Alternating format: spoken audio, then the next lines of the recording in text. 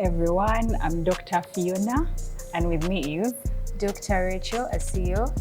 And today we're going to have an interesting conversation around why can't you sleep? Because there are times when you come to your doctor and you're wondering, but why can't I sleep? Why am I not sleeping? But before we get into that conversation, let's have Dr. Rachel share something with you. Okay, so we are having a Med Expo that will be taking place from 7th to 9th September. And we need you all to come. You are invited. Come, let's share this medical knowledge. Come, let's interact. And we understand different issues with our health and how to get better, how to be better, how to strengthen our immune system. Yes, thank you. Yeah. So when it comes to maybe sleep disorders or failing to sleep, there are very many different causes. Yes. But before we get into the causes, how do you even know that you have maybe a sleep disorder or you're failing to sleep? So there are times when you're failing to maybe initiate sleep, like you enter your bed and you just fail to start to sleep. Then there are times when you're sleeping, but then you suddenly wake up like at 1 a.m. yet you slept at midnight and you're wondering, why am I awake? So you're failing to maintain the sleep. And then there are times when you're going to maybe in the morning when you wake up, you don't feel refreshed, you feel exhausted, and yet when you sleep, you're expecting to wake up and just, feel refreshed, And so many people experience this. About 30% of, everyone has experienced, some sleep disorders. You wake up and you're experiencing all this. So Dr. Rachel is going to tell us about the causes, what exactly is causing this. What types are there? So when we're talking about difficulty falling asleep, getting sleep, there is that part where we don't even know the cause. Primarily, we just don't know why you're not falling asleep. And then secondary, we can have causes that we can adjust to, and when we go for help, we can work on them. So you can be stressed, and then you fail to fall asleep. Pain. Let's talk about pain. If you're having a medical condition that is bringing pain, say arthritis, pain in your joints, you can't fall asleep. It's quite difficult. If you are depressed, depression, just staying up all night, worrying, and also anxiety. Thinking a lot, anxiety. Then, of course, our lifestyle. Sometimes some people take coffee before going to bed. You know what it does? Hey, keeps you awake. Some take alcohol before going to bed. So also we have poor lifestyles, poor hygiene in sleep, like sleeping at different hours all the time. Your body doesn't know a schedule. Talk about your shifts. There are people who work nights. Us doctors can, testify. Today you're working the Ascaris. Yes, today you're working like up to midnight, or tomorrow you're in the morning. You're in the morning. So it kind of confuses you. And your body has to keep adjusting to those different cycles. Yes, and for those that travel, like you're traveling to America, which has a different time range, you can actually have difficulty. Actually, I read in a paper that people who travel eastwards experience, actually, they're more likely to have these sleep issues because you're more likely to stay awake for longer than those that are traveling to the west. Yes, so and actually, serious. If we even start talking about the help, when you are traveling eastwards, there's a way you now start to adjust your time 3 days before you travel. So that's also considered.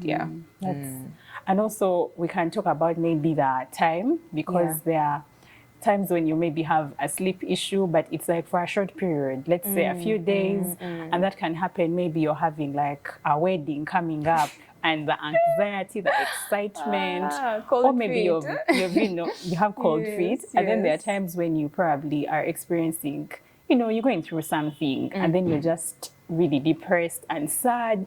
Maybe you've lost someone, and then it can just affect your sleep patterns. So those are like acute, and then there are those who have long term. Maybe 3 months now, and you're like, why can't I sleep? Why am I not sleeping? So since we know the causes, is there hope for me that I'm failing to sleep? I'm wondering, really, is there hope for me? What can I do practically? Yeah, of course there is hope. There is things that you can change as the patient, that you can adjust on. So if we're talking about our modifications of sleep, we can consider firstly sleep hygiene. Yeah. Actually, let's first go with sleep education.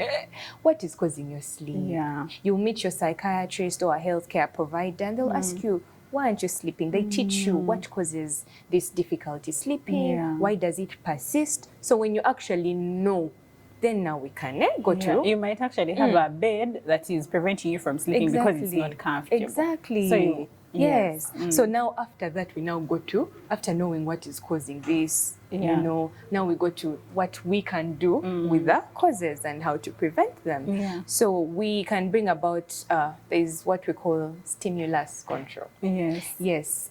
Some of us think our bedroom is for working, for eating. True. You carry your everything food. on the bed. Everything is bedroom.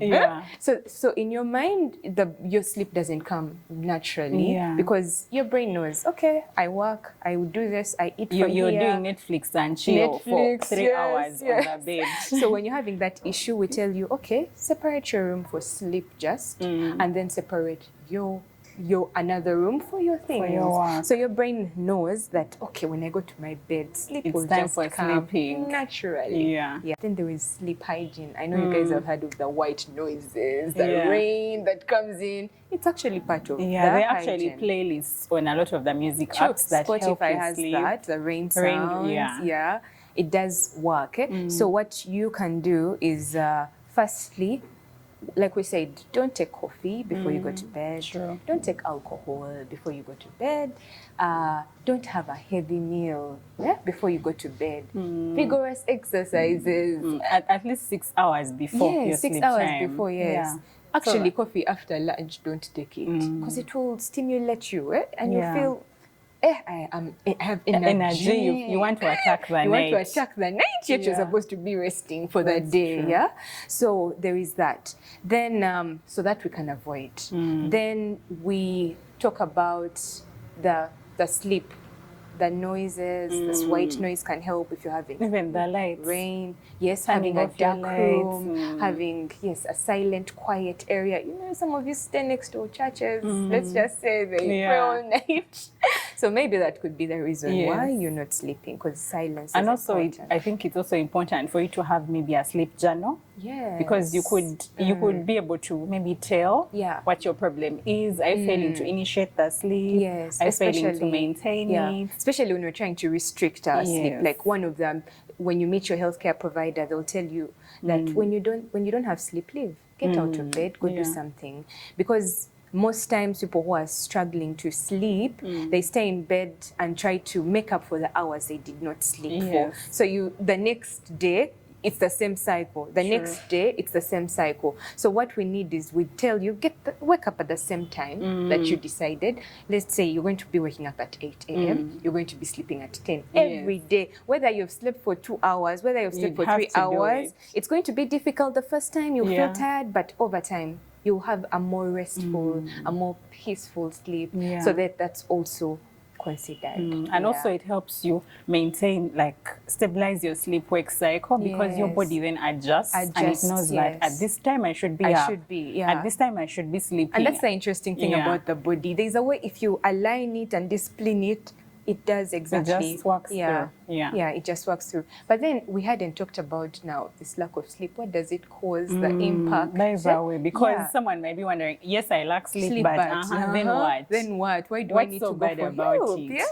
Because you know, when you lack sleep, sleep is the moment where you're supposed to refresh yourself. You know, from the day, the hard work. Yet during the day you're having mental stresses, physical stresses, and then you come back and you're not resting. So you keep on mounting on this, and you know, when your physical body is not well, you're likely to fall sick. You know, and then when it comes to the mental health, it's going to affect your immunity, and then just your mental health affects so many things about you, because then you're going to be irritable, underperforming at work, you'll be anxious in your life, you're anxious, you'll forget, you'll be forgetting even things, you make accidents that you shouldn't be, because if you're not sleeping well, you can doze while driving. Yes, there are actually situations whereby truck drivers have got accidents because they slept off as they were driving. It's really, really important for you to if you feel like you fall in this category, you feel like you're failing to initiate your sleep, you're failing to maintain, you might actually need to see a healthcare provider, because beyond the behavior, there are also medications that they can prescribe, but these medications are prescription only. So they will have to see you, check you, you know, do all the necessary tests. In case it's like Dr. Rachel talked about the secondary, where maybe you have your arthritis, your joints are hurting, your doctor will want to treat that.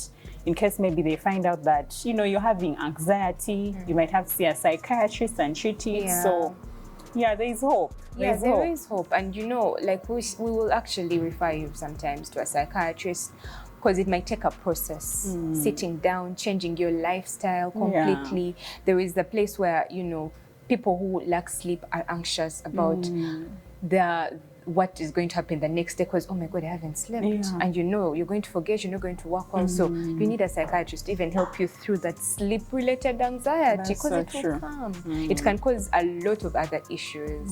Yes, so yeah, that's it. But there is hope. There is hope. So once again, we want to remind you the expo.